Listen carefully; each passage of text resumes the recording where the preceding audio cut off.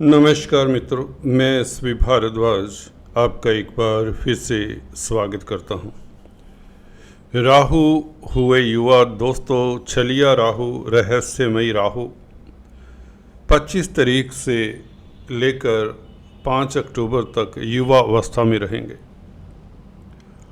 ग्रहों की कई अवस्थाएं होती हैं, जैसे कि कुमार अवस्था, वृद्ध अवस्था, मृत अवस्था, इसी तरह से युवा अवस्था होती।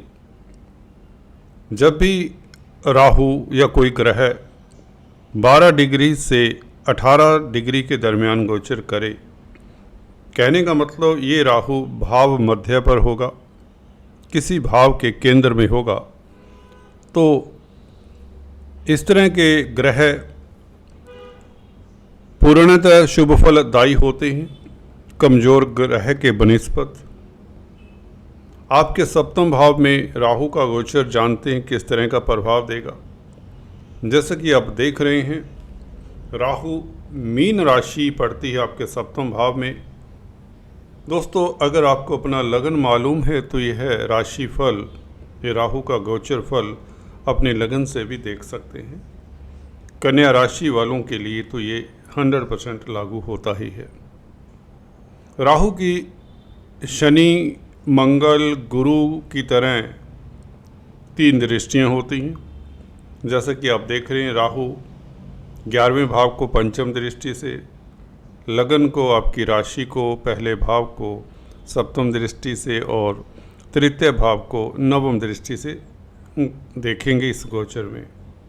इस अवधि काल में राहु क्या शुभता दे सकते हैं, कौन से क्षेत्रों से आपको लाभ होगा, क्या सतर्कता की ज़रूरत है इस राहु से।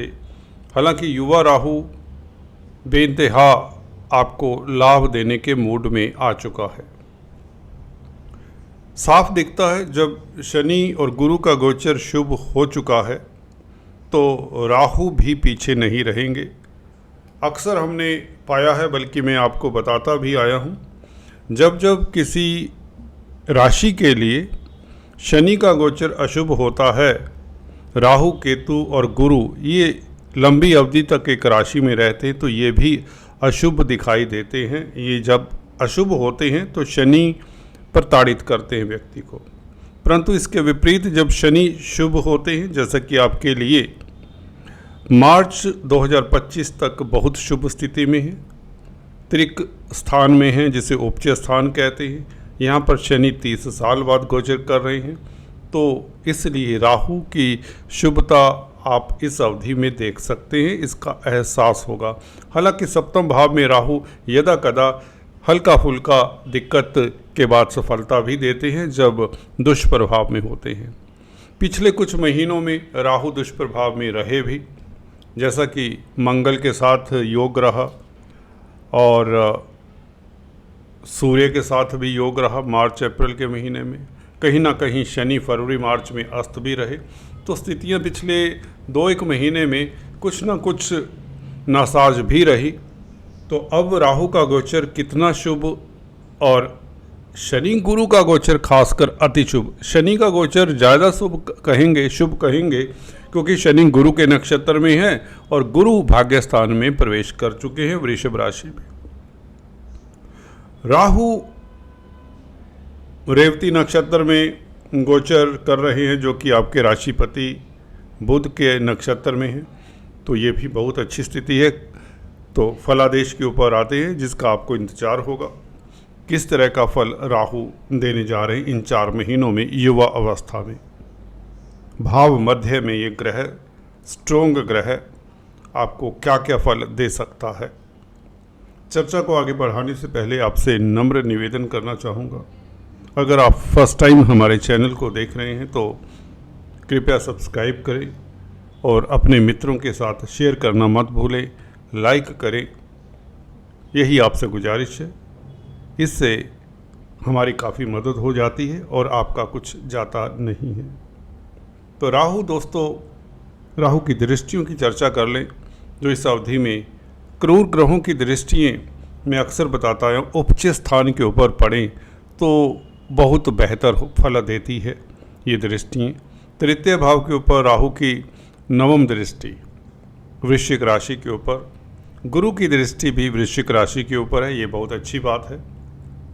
गुरु हाल ही में वृषभ राशि में आपके नवम भाव में गोचर कर रहे हैं और शनि की भी दशम दृष्टि वृश्चिक राशि के ऊपर है। तो ज़्यादा प्लैनेटरी एनर्जी आपके तृतीय भाव के ऊपर फोकस्ड रहेगी। तृतीय भाव पराक्रम का होता है, आप साहसी रहेंगे, बेइंतहा जोश रहेगा, काम के प्रति, नौकरी के प्रति, खासकर जो रोज़गार के क्षेत्र में हैं, जॉब करते हैं बेसिकली उनकी बात करें तो जॉब में अच्छी स्थिति आपको मिल सकती है। पूरी संभावना है 30 जून से पहले पहले एक बड़ा परिवर्तन राहु के इस अवस्था में आने के साथ हो जाता है। छोटी बड़ी यात्राओं के योग हैं। अगर आप मार्केटिंग के व्यक्ति हैं तो बेइंतहा लाभकारी स्थितियाँ आप इंजॉय करेंगे। मित्रों का साथ रहेगा, भाई बहनों अनुजों का साथ रहेगा। गुरु का प्रभाव खासकर सप्तमेश होकर तृतीय भाव को देखें तो व्यापार में वृद्धि के योग बनते हैं। खासकर कम्युनिकेशन के क्षेत्र से आपको लाभ होता है। मीडिया के क्षेत्र में अगर कामकाज करते हैं, कोई क्रिएटिव लाइन में है, कोई इंटेलेक्चुअल परसूट में है तो आपको लाभ होता है। आपका कॉन्टैक्ट सर्कल आपके काम आता है। इस अवधि में ये कहना चाहूँगा, दोस्त मित्र जो भी आपके कॉन्टैक्ट में हैं उनकी सहायता आपको मिलती है। सोसाइटी में आपका कद बढ़ता है या यूँ कहें आपकी उपलब्धियां भी बढ़ती हैं। कहीं ना कहीं पराक्रमी रहेंगे, इनिशिएटिव क्वालिटीज़ देखेंगे आप में, काफ़ी बढ़ चढ़ कर रहेंगे। आप अच्छे दार्शनिक साबित होंगे, विजनरी हो जाएंगे इस अवधि में, क्योंकि गुरु का लगन के ऊपर भी प्रभाव है।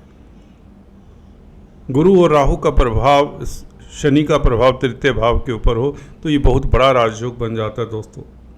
यहाँ पर अचानक से कोई बड़े लाभ की संभावनाएं राहु के भाव मध्य पर आने से, युवा अवस्था में आने से ये हो जाती हैं। इंतजार रहेगा, कमेंट करके ज़रूर बताइए आपको किन क्षेत्रों से अकस्मात ढंग से लाभ हुआ, क्योंकि राहु के साथ अकस्मात वर्ड रख के देखा जाता है। राहु घटनाओं को जो भी अंजाम देते हैं अकस्मात ढंग से दे दिया करते हैं। तो ये शुभ संकेत है राहु का भाव मध्य में आना। शनि गुरु तो आपके लिए गोल्डन फेस की शुरुआत कर चुके। खासकर गुरु का 7 मई से भाग्यस्थान में गोचर हो रहा है वृषभ राशि में, अभी अस्त है। चलिए 1 जून से गुरु देखिए क्या क्या देते हैं, उसके ऊपर भी चर्चा करेंगे। राहु की 11वें भाव के ऊपर दृष्टि, 11वें भाव के ऊपर दृष्टि राहु की हो और राहु क्रूर ग्रह है, 11वां भाव उपचय स्थान है। यहाँ पर क्रूर ग्रहों की स्थिति हो कुंडली में तो भी अच्छा ही होता है। व्यक्ति का एनर्जी लेवल बढ़ता है, व्यक्ति सुस्ती त्याग कर पॉजिटिविटी के साथ आगे बढ़ता है। और राहु कुछ ऐसा ही करने जा रहे हैं। भाव मध्य पर आने से राहु ये संकेत देते हैं कि 11वां भाव जो कि आपकी इच्छा पूर्ति का है, आपकी आय का है, इनकम का है, उसमें ग्रोथ हो सकती है। ये संभावनाएं अब 100% इसमें तय हो जाती है। जिन जातकों को अक्सर कमेंट आते हैं कि हमें काफ़ी दिनों से आपकी वीडियोस देख रहे हैं, हमें कुछ लाभ नहीं हुआ, आप तो वीडियो डालने के लिए डाले जा रहे हैं, हमारा तो वैसे के वैसा हाल है। दोस्तों, संसार भर में करोड़ों लोग होंगे जो कन्या राशि, कन्या लगन रखते हैं। कम से कम 70-80 करोड़ तो होंगे। क्या सभी की कुंडली में दुख कष्ट ही है? ऐसा तो नहीं हो सकता। जब गोचर शुभ हो तो मैंने अक्सर पाया है 99% लोगों को अच्छा फल दे दिया करते हैं। शनि का खासकर शुभ होना, 1-8% लोग हो सकते हैं जिनके लिए शनि का गोचर बहुत बेहतर ना हो। और अभी तो गुरु भी बेहतर है, तो ये राहु भी बेहतर हो चले हैं 25 तारीख से। तो भाव मध्य में आने से 11वें भाव के ऊपर दृष्टि होगी तो कोई मनोकामना आपकी पूर्ण होती है। छोटी बात नहीं है, आपके घर में मांगलिक कार्य के योग बन जाते हैं, मित्रों का साथ मिलता है, समाज में प्रतिष्ठा बढ़ती है, आय के साधन, सोर्स ऑफ इनकम। अगर आप कोई एक काम कर रहे थे तो दूसरा आप कार्य शुरू कर सकते हैं।